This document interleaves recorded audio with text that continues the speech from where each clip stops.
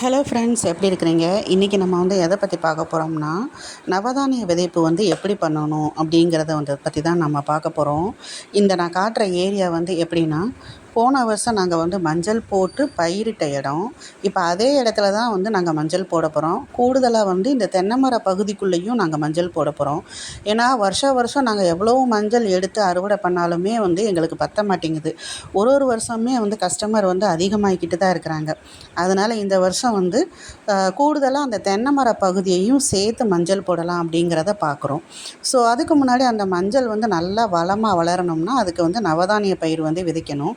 இப்போ நான் காட்டுறது ஏரியா 2 கருவேப்பிலை லைன் வச்சுருக்கோம். ஒரு 100 கருவேப்பிலையாவது செடி இருக்கும் குறைஞ்சது.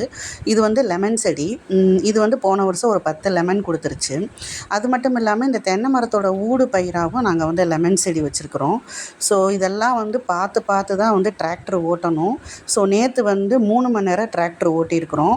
இதை 2 தடவை அடித்து விட்ருக்குறாங்க. ஒரு தடவை அடித்து விட்டா அது மக்காதுன்னு சொல்லிட்டு 2 தடவை அடித்து விட்ருக்குறாங்க. ஸோ 2 தடவை அடித்து விட்றதுக்கு 3 மணி நேரம் ஆயிருக்குது.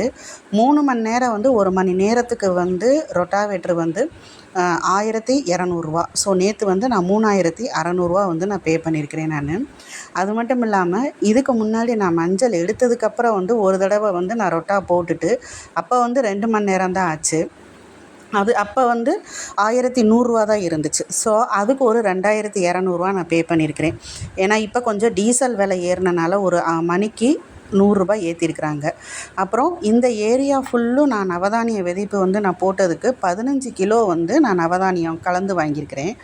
1 கிலோ சுமார் 100 ரூபாய் நீங்கள் வச்சுக்கோங்க. ஸோ அது ஒரு 1500. இதெல்லாம் பக்கத்து தோட்டம் எப்படி க்ளீனாக இருக்குதுன்னு பாருங்கள். ஏன்னா அவங்கெல்லாம் மருந்தடித்து க்ளீனாக வச்சுருக்குறாங்க. ஸோ இந்த செலவு இப்போ இந்த வருஷம் நான் கண்டிப்பாக எவ்வளோ செலவு பண்ணுறேன் அப்படிங்கிறத உங்களுக்கு காட்டணும் தான் நான் இந்த கணக்கு சொல்கிறேன். ஸோ அது ஒரு 2200 ப்ளஸ் 1500 ப்ளஸ் 3600. நீங்கள் எவ்வளோன்னு பார்த்துக்குறோங்க. இது நான் மஞ்சள் விதைக்கிறதுக்கு முன்னாடி. அதுக்கப்புறம் விதை மஞ்சள் நான் போன வருஷம் எடுத்த அறுவடையிலேயே நான் அதை எடுத்து வச்சனால எனக்கு அது விதை மஞ்சளுக்கு செலவில்லை. ஆனால் இந்த வருஷம் எனக்கு எக்ஸ்ட்ராவாக நான் விதைக்கணுங்கிறதுனால ஒரு ஆர்கானிக் ஃபார்மர்கிட்ட நான் விதை மஞ்சள் வாங்கியிருக்கிறேன். அவங்க எங்களுக்குங்கிறனால 1 கிலோ 50 ரூபான்னு சொல்லி நான் 50 கிலோ நான் சொல்லி வச்சுருக்கிறேன் நான். அதை நான் நாளை கழிச்சு திங்கக்கிழமை தான் நான் போய் எடுப்பேன் நான். ஸோ அது ஒரு 50 கிலோ இன்ட்டு 50 ரூபா. சரியா? ஸோ அதுக்கப்புறம் நம்ம மஞ்சள் ஊன்றப்ப எத்தனை லேடீஸ் இதுக்கப்புறம் இன்னும் பெட்டு போடணும். பெட்டுங்கிறது எப்படின்னா அந்த மஞ்சள் ஊன்றதுக்காக மண்ணை கொஞ்சம் ரைஸ் பண்ணி வைக்கிறது. அது மணிக்கு 1300 ரூபா. அதுக்கப்புறம் லேடீஸ்களை கூப்பிட்டு ஊண்டி வைக்கிறது. ஸோ அதுக்கப்புறம் ஒரு 3 தடவை நாங்கள் களை எடுப்போம். லேடீஸுக்கு ஒரு ஆளுக்கு 500 ரூபாய் கேட்பாங்க. காலையில் 9 மணிலேருந்து 5 மணி வரைக்கும். கண்டிப்பாக இதுக்கு 5லேருந்து 6 லேடீஸ் வேணும் ஊன்றதுக்கு. அது போக இந்த மஞ்சள் நாங்கள் அறுவடை எடுக்கிற வரைக்கும் ஒரு 3 தடவையாவது நாங்கள் அந்த களைகளை எடுக்கணும். களைகளை ரிமூவ் பண்ணணும். அப்போ தான் இந்த மஞ்சள் நல்லா வளரும். அது போக இந்த மஞ்சளுக்கு உரம் கொடுக்கணும் இல்லையா? லைக் என்ன உரம்னா இந்த கடலை புண்ணாக்கு. அதுக்கப்புறம் நான் இந்த ஸ்லரியோட எங்கள் வீட்டில் பயோகேஸ் இருக்கிறதுனால அந்த ஸ்லரியோட இதையவே நான் போட்டு விடுவேன். சரி, நம்ம இப்படி சொல்லிக்கிட்டே போகலாம். உங்களுக்கு நான் பசுந்தாள் உரத்தை பற்றி நான் சொல்கிறதுக்காக தான் நான் மெயினாக இந்த வீடியோ எடுத்தேன். இந்த பசுந்தாள் உரம் எதுக்காக செய்கிறாங்கன்னா, ஒரு ஏக்கருக்கு 15லேருந்து 20 கிலோ போடுவாங்க. நாங்கள் இதுக்கு 15 கிலோ எடுத்துருக்குறோம். ஸோ இது எப்படின்னா மண்ணில் போட்டுட்டு கரெக்டாக மழை வர சமயத்தில் மண்ணில் போட்டுருவாங்க. அந்த மழைக்கே நல்லா எல்லாமே முளைச்சி போயிடும். ஸோ 30லேருந்து 40 நாளைக்கு அப்புறம் தான் இந்த டிராக்டரை கூப்பிட்டு இது அழிச்சு விடுவாங்க. இதில் என்ன ஆகும்னா அந்த தாவரங்கள்லாம் அழிச்சு விடும்போது அதுலேயே நல்லா மக்கி போயிடும். அதுவே ஒரு இயற்கை உரமாகும், நல்ல ஊட்டச்சத்தாகவும் ஆகும். இது மெயினாக எந்த பயிராவது நம்ம பெரிய பயிர் போடுறதுக்கு முன்னாடி இதை போட்டு விடுவாங்க.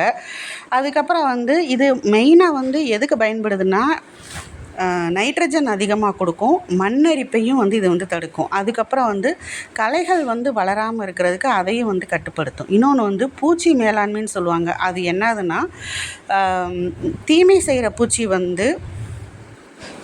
ஸோ தீமை செய்கிற பூச்சிகள் வந்து என்ன செய்யும்னா, நிறையா வந்து வேறு வேறு பயிர்கள் இருக்கிறதுனால அதுகளுக்கே வந்து ரொம்ப குழப்பமாயிரும். எதை சாப்பிட்றது, எதை சாப்பிடக்கூடாதுங்கிற மாதிரி ரொம்ப வந்து குழப்பமாகும். ஒரே வகையான பயிர் போட்டோம்னா அதுக்கு வந்து தெளிவாக இருக்குங்க, வந்து சாப்பிட்டு போயிருங்க. பல பயிர்கள் போட்டோம்னா ஒரு குழப்பத்தை கொடுக்கும். அதில் வந்து நன்மை செய்கிற பூச்சிகளும் வந்து இது வந்து பெருக ஆரம்பிக்கும். அது ஒரு பாயிண்ட். இன்னொன்று, நவதானிய விதைப்பு வந்து நம்ம வந்து யாகங்களுக்கெல்லாம் பண்ணுவோம் இல்லையா, அது வேறு இது வேறு.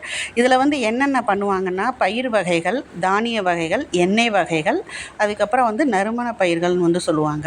ஸோ பயிர் வகைகளில் வந்து என்னென்ன போடலாம்னா, தட்டைப்பயிறு, கொள்ளு, பாசிப்பயிறு, உளுந்து, கொண்டக்கடலை, துவரை, இதெல்லாமே. ஸோ இதில் வந்து எது வந்து விலை கம்மியாக இருக்கோ அதை பார்த்து நான் செலக்ட் பண்ணி வாங்கினேன் நான்.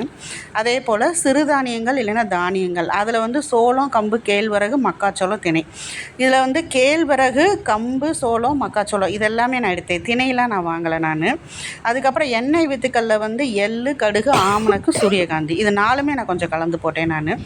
அதுக்கப்புறம் வந்து நறுமண பயிர் வந்து சணப்பை, கொத்தமல்லி, வெந்தயம் சொல்லியிருந்தாங்க. இதில் வந்து நான் சணப்பை மட்டும்தான் நான் வாங்கினேன். ஏன்னா சணப்பையே வந்து உங்களுக்கு வந்து கிலோ 110 ரூபா இருந்துச்சு. சரி, நான் அது ஒன்று மட்டும் போதும் அப்படிங்கிறதுல வாங்கினேன். பயிர் வகைகளில் வந்து நான் தட்டைப்பயிறு போட்டேன், கொள்ளு போட்டேன், பாசிப்பயிறு போட்டேன், உளுந்து போட்டேன்.